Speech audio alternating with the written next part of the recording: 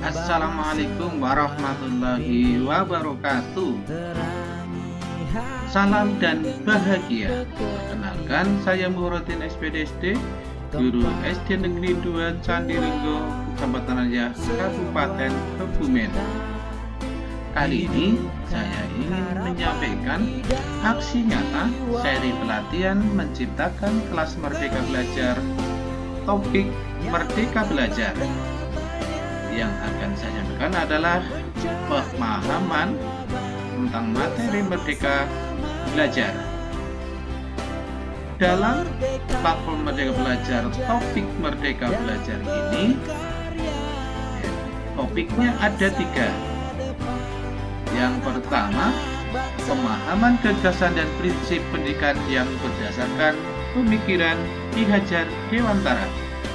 Yang kedua, pemahaman untuk memfasilitasi murid agar tumbuh sesuai dengan kodratnya. Yang ketiga, penerapan pembelajaran yang memerdekakan murid.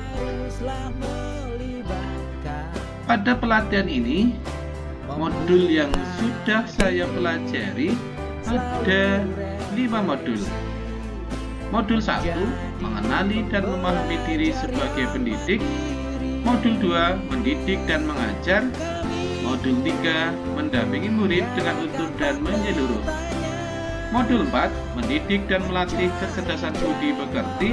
Dan modul kelima, pendidikan yang mengantarkan keselamatan dan kebahagiaan. Baik, pemahaman modul pertama yaitu mengenali dan memahami diri sebagai pendidik.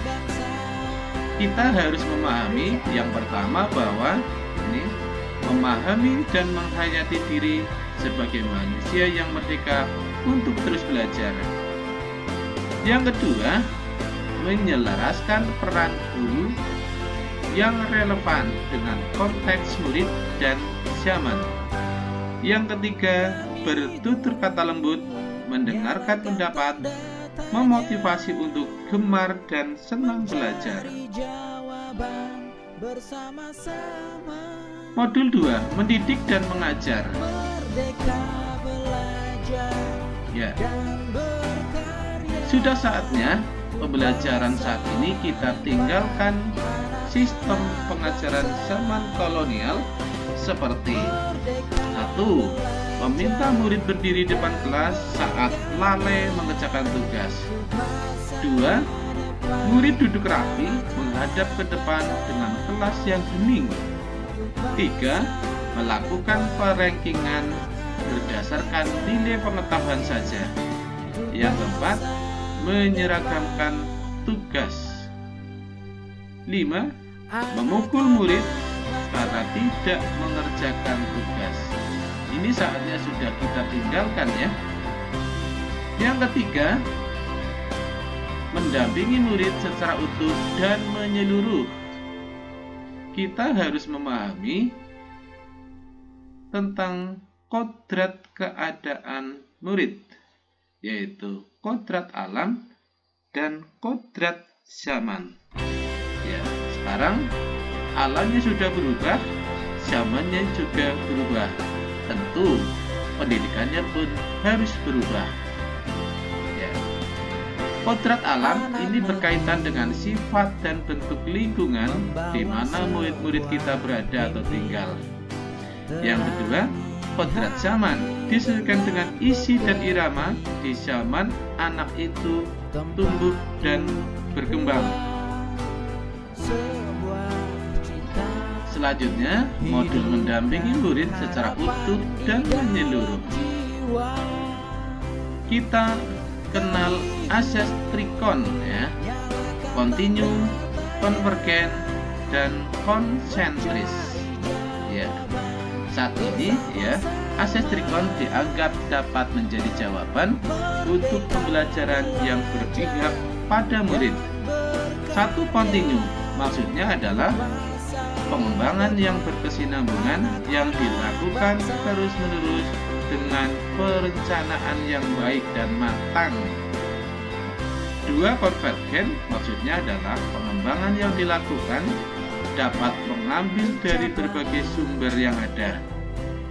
Tidak hanya guru ya sumber belajarnya ya, berbagai macam sumber di sekitar kita. Yang ketiga, konsentris adalah pengembangan yang kita lakukan harus sesuai dengan kepribadian kita sendiri. Seperti pesan Ki Hajar Dewantara bahwa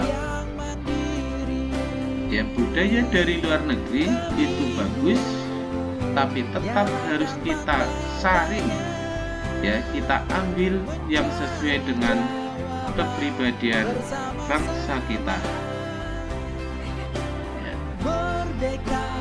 Terus yang terakhir, mendidik dan melatih kecerdasan budi pekerti ya. Masih menurut Ki Hajar Dewantara, kita mendidik dan melatih kecerdasan budi pekerti murid, itu yang kita didik adalah olah akal, olah rasa, olah karsa. Olah akal maksudnya adalah melatih keberanian murid untuk berpendapat. Olah rasa, mengasah perasaan dan perilaku murid. Olah karsa, memunculkan kehendak murid.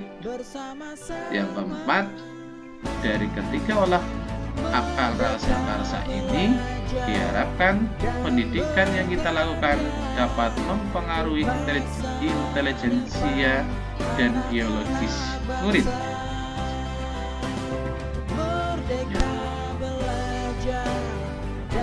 Yang terakhir, untuk modul kelima, pendidikan yang mengantarkan keselamatan dan kebahagiaan. Ya, ini tentunya pendidikan yang kita ajarkan kepada siswa-siswa kita, peserta didik kita, diharapkan mengantarkan mereka kepada keselamatan dan kebahagiaan. Untuk itu kita perlu mengetahui beberapa hal.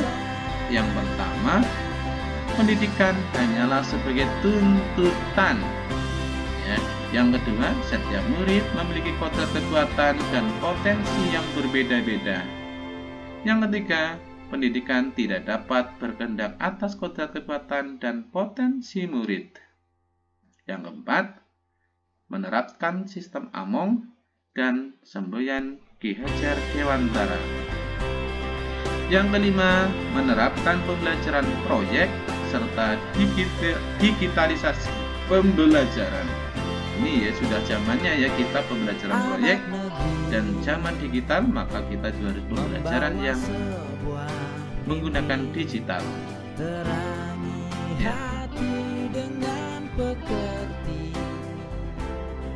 Masih tentang pendidikan yang mengantarkan keselamatan dan kebahagiaan, kita kenal Trisentra pendidikan, yaitu keluarga, sekolah, masyarakat. Terdapat tiga pusat pendidikan murid, 1 keluarga, 2 sekolah, 3 masyarakat. Pendidikan yang pertama seorang anak adalah pendidikan di keluarga.